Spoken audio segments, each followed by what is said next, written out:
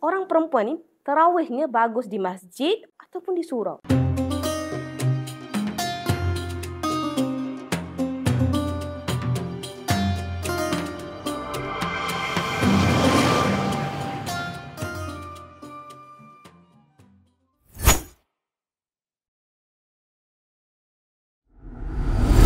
Orang perempuan, bila tiba Ramadan, kita suka sangat solat tarawih. Ada solat fardu, kalau kita sikit-sikit pun kita relax je. Kalau tarawih, kalau tak boleh miss, satu hari pun tak boleh miss. Sayang kan, setahun sekali. Tapi persoalannya, orang perempuan ni tarawihnya bagus di masjid ataupun di surau. Ataupun sebenarnya di rumah.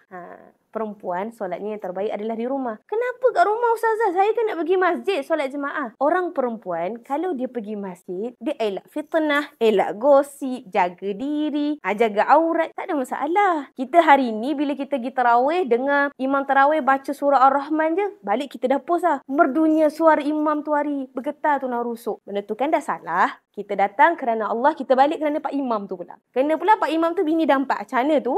Tak boleh.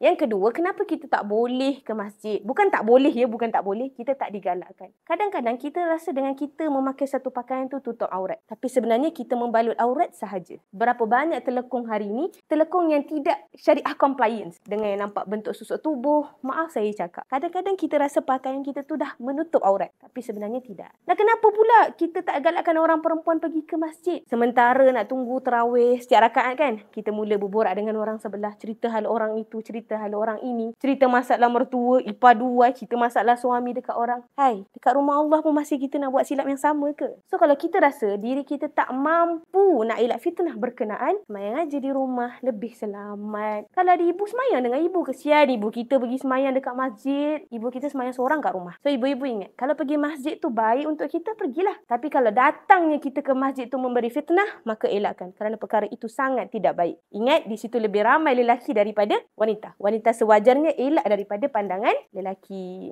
Tapi jangan lupa tarawih.